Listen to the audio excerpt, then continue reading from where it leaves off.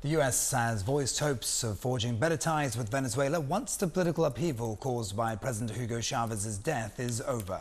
Chávez had put Caracas at loggerheads with Washington. His death, though, prompted U.S. President Barack Obama to call for a constructive relationship between the two countries.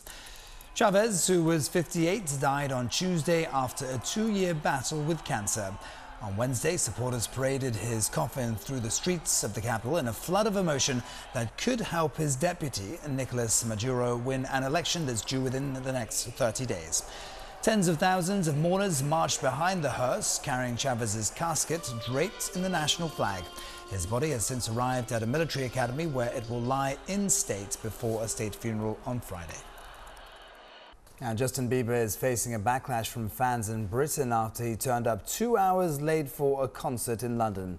The pop superstar hit the stage at nearly 10:30 p.m, by which time many fans, some as young as 5 years old, had reportedly left. Angry parents say it was a school night and some had to go just to catch the last trains out of the city. Bieber has now apologized on Twitter, blaming technical issues. Some fans have booed him and taken their outrage online, with one calling him a jumped-up prima donna. But other believers leapt to his defense, saying the show was worth the wait. Well, he couldn't help it if they were technical problems. And just before we go, a check on the big game in Europe. Manchester United trailing Real Madrid 2-1 with minutes to go. Of course, they're down to 10 men, unfortunately. We'll update you on the final score later on First Look Asia, which is in just half an hour. Also follow us on channelnewsasia.com, Facebook and Twitter.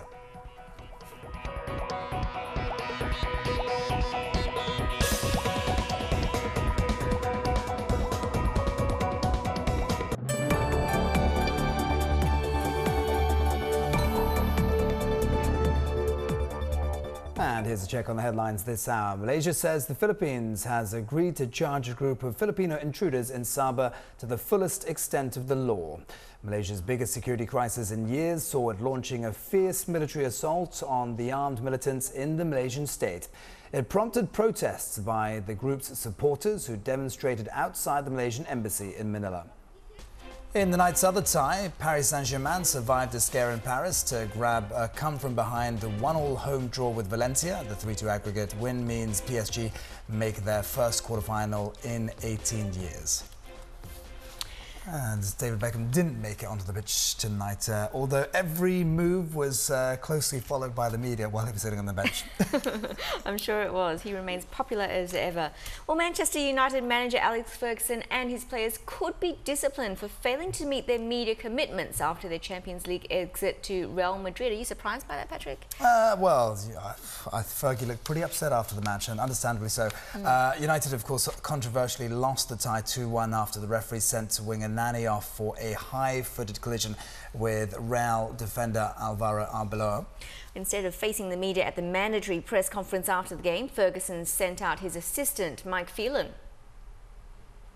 I don't think the manager is in any fit state to talk to the referee about the decision. I think it speaks volumes that I'm sat here speaking to you at this moment in time and not the manager of this fantastic football club. I think we also... Well, United's players also refused to talk to reporters after the defeat. Real had been a goal down until the sending off, eventually taking advantage to win 2-1. European football's governing body, UEFA, says its disciplinary commission is looking into United's failure to meet their media commitments. UEFA usually issues fines for similar offences. Well, they had a representative there talking, so, I mean, surely that counts for something, doesn't it? Yeah, I think so, and I think the point is that if Alex Ferguson had come out to speak to the media after the match, he may have said the wrong thing, and he could have just gotten himself in hot water anyway. I think he was averting that. He wouldn't have been a happy chappy, Just being a sensible chap, I think. Probably a wise move. Let's move on to our next story, though. It's about Chinese couples divorcing to avoid property tax. Great title, Till Taxes Do Us Part. Well, of course. I mean, these Chinese have these crazy tax laws that you're better off being divorced than being married. And so people are rational, so they go get divorced, save the tax money, then they remarry. Unless they don't want to remarry. Is this just an example of Chinese practicality? Of course it is. I mean, the Americans had the same kind of problem. At one time in America, it was more efficient not to be married, because single people paid better taxes than married people. So people said, I'm not going to get married. But it does undermine the institution of marriage. That's a different question. That's an entirely different question. Yes, of course it does. And we're all in favor of marriage. Most people are in favor of marriage and families, etc.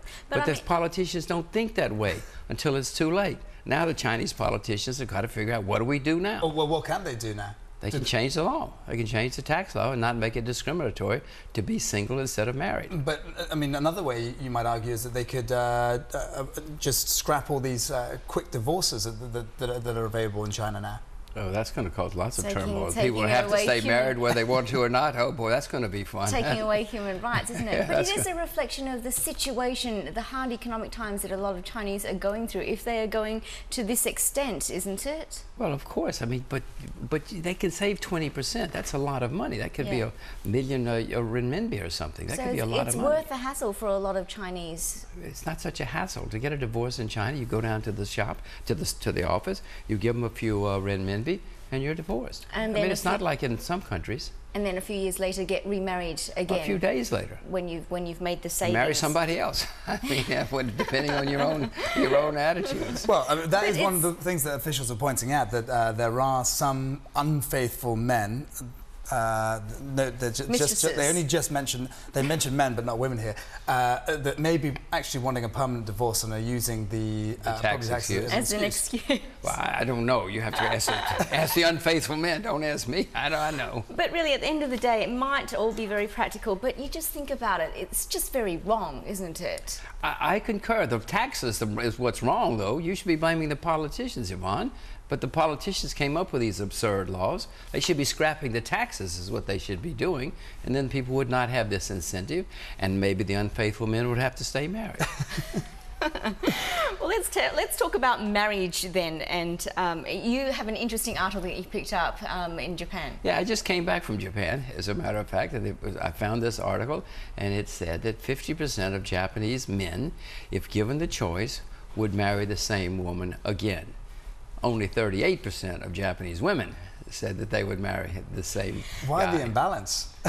You have to ask the Japanese women. I don't know. I guess partly because, you know, in Japan, the women have a lower status than they do in some other countries, and the women take care of the money, the women take care of the household, and they probably said, why'd I marry this guy? He doesn't have any money. You know, I don't know why, but... Well, I have a theory. I mean, maybe a couple of decades ago, that percentage would have been a lot higher, wouldn't it? But now women are becoming perhaps a little bit more independent and able to say, well, yeah, no, if I had another choice, I would probably marry someone else and not stay in this marriage and not divorce or not give up so easily. But part of what you said is exactly right. But one reflection is divorce rates are going up in Japan. I mean, 20 years ago, 40 years ago, there was no such virtually no such thing as divorce.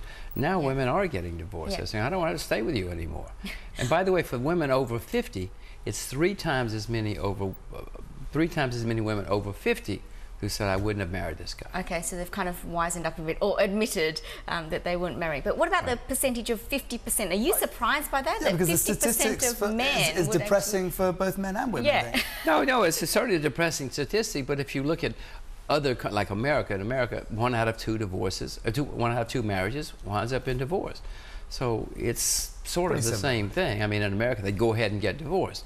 In England, they go ahead and get divorced. It's just in Japan, they have not had the release valve of divorce. Okay. I'm staying married to my wife. That's good to know, just for the record. I'm having quite a great adventure here in Singapore. Unless the property taxes change. You fall in that 50%. Not even for property taxes. Oh. No, not even for property taxes. We like how you come in here and proclaim your love. Thank you so much for coming in this morning. Thank you very much indeed. And that was Jim Rogers there sharing his views with us. That's it for First Location. Do stay with the channel for AM Live just ahead. Don't go away. Oh, stay right there.